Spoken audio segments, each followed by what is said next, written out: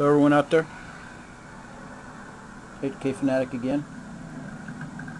For the follow-up on my other, I already showed you the packaging that the Walther PPS BB pistol comes in. Here's a quick look at the pistol itself. As you can see, it is a CO2 powered blowback BB semi-automatic pistol.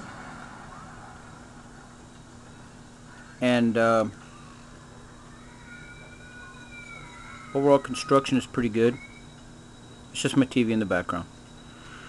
The lower, okay, first of all, I will say it's got the Mini-Me BB magazine, which I think holds about 18 BBs or so, but still, I prefer to load realistically. I put in about 14. And now that we're over here, as you can see, this is exactly where the CO2 cartridge goes. But to get to it, they've done a pretty ingenious, incorporated an ingenious idea here for it. Here's your key, your back strap. And to take it out, you just push up, it's spring loaded, and you can take it out. And as you can see, there's your key, which fits into the actual notch to enable you to screw out this nut. And once you screw the nut out, I think I put it in too tight, but I like to leave it almost flush. You just turn it till it comes out, and then you would just insert your CO2 gas cartridge right up in here.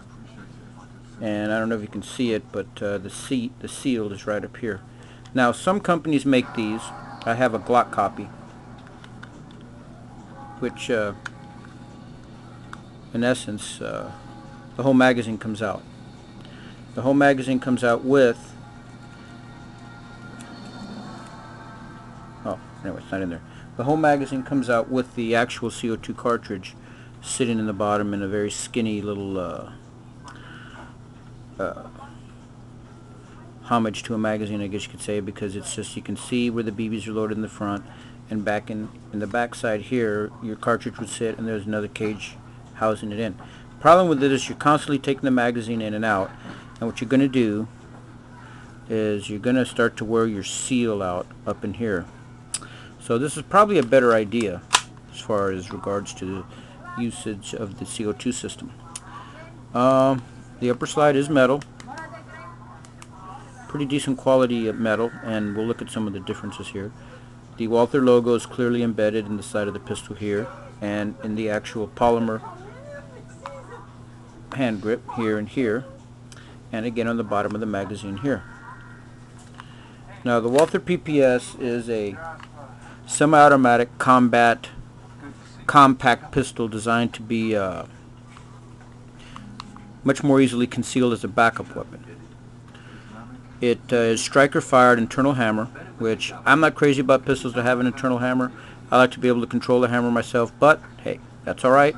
For the size, an HK USP 40 compact is nowhere near as small as this.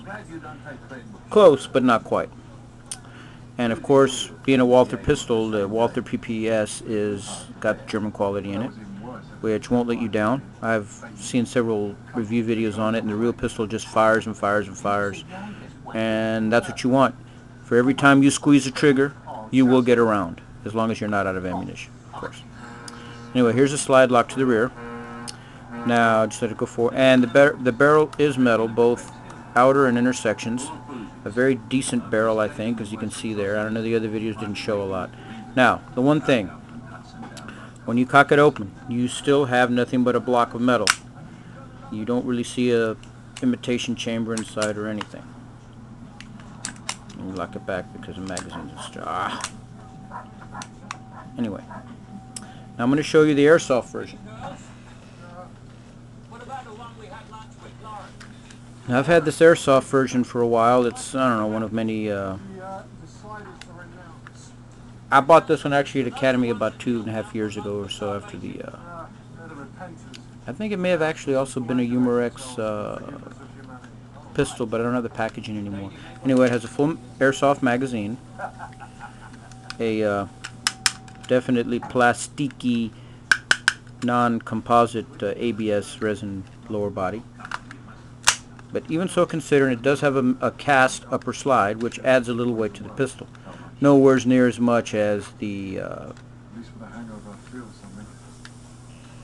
as this version, because it's just overall the construction quality is a little better, and you're going to pay about $60 for this. But the airsoft version, cock it open, there's an actual fake chamber in there. The barrel's not badly done, and even though the finish on the lower isn't as good, it still doesn't look bad. It has all the logos, although they're not as embedded as deeply into the slide as they are on the BB version. And again, of course, these would normally be used to allow you to remove the upper slide from the weapon, but they're fake here, just like they are in the BB version. Of course, ambidextrous safety release, but as you can see, it does have a phony chamber inside. Does that add to a little bit of realism? Yes, it does, I guess. But and of course, the back chamber on the back of the gun is, the back of the slide is more realistic because this plate here just sits in there. And when you actually cock it, the striker, fake striker, actually pushes this little nipple out to the back so you can see it. Well, the one on the gun is just a little red tip on top of an entirely metal, section protruding out. This is just a piece of ABS plastic, but it still looks, when you fire it, it goes forward and you can't see it. It's if it's red, they'll be dead type of indicator. Now the sights, as you can see, okay, nothing special on them. They're too wide. They did not make the sights very accurately on this airsoft version, but, and again, your safety is on the side of the weapon here. Just turn it for fire or safe. Now, on the BB version, the safety mechanism is right here. It's a little switch. You push it, and you can, well, you're not going to engage much now because it slides forward and backwards, but there you go. Even with the slide back, you can still engage the trigger. Push it in on the left side and it's engaged. Push it in on the right side and it disengages. And it's rather well oiled, so that comes with problems with safety already. As you can see, there's a red indicator. So you push it in, safe. The little nipple at the back didn't come with the gun. I cut one off of a Walther P99 airsoft. I have another one I got from Academy a few years ago that had a problem, and part of the plastic assembly in here cracked and broke. I don't know how that happened, but I cut off the back section and simply put some super glue in there and glued it in place. So it gives it a little bit more of an air of realism, but still. The slide, cocking of the slide, is just, it's very, the spring to pull it back is not very strong because you don't want to, it's not loading a piston like it does on an airsoft pistol. So the only thing it's going to do is this is going to come back, the piston's going to push it back, and then let it go forward, powered by the CO2 cartridge. But it's also powering the BB, so this blowback action is going to waste the power of your cartridge a little faster.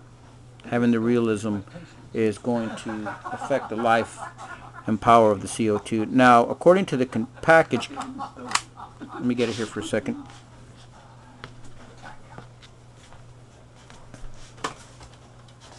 Now we'll also include what is packaged with the pistol itself. All the goodies from Umarex. Here we go. This is the package right here, as you can see. That's all you get. But it does tell you it's an 18-round magazine, and it doesn't give you the power up here in the front. Oh yeah, it does. About 350 feet per second, which is actually more typical of medium priced to higher priced airsoft pistols. So, included in the packaging is, of course, part of my clock back there, is the owner's operation manual, UX Umarex. There you go, of course, zeroed in. And it gives you some of the basic operating instructions here, which is a good idea, as with any type of BB or regular firearm, to read the instructions to know exactly what you have. how the safety works, how to remove the magazine and insert your CO2 capsule or cylinder, however you want to call it, and then some other information about the magazine, a couple of other things. Aiming and firing safety, it does tell you exactly how to use the excellent sights on the pistol. Wrong. Correct. Keep your 3 ramps on top. Not. So, just basic stuff for someone who's never shot a pistol can get a proper sight picture and actually learn learn how to shoot properly and accurately from the start. So always, and of course, here's your troubleshooting guide. If it doesn't shoot, some of the problems you may be having. CO2 is empty, CO2 capsule is defective, just for temperature. And then some more safety reviews.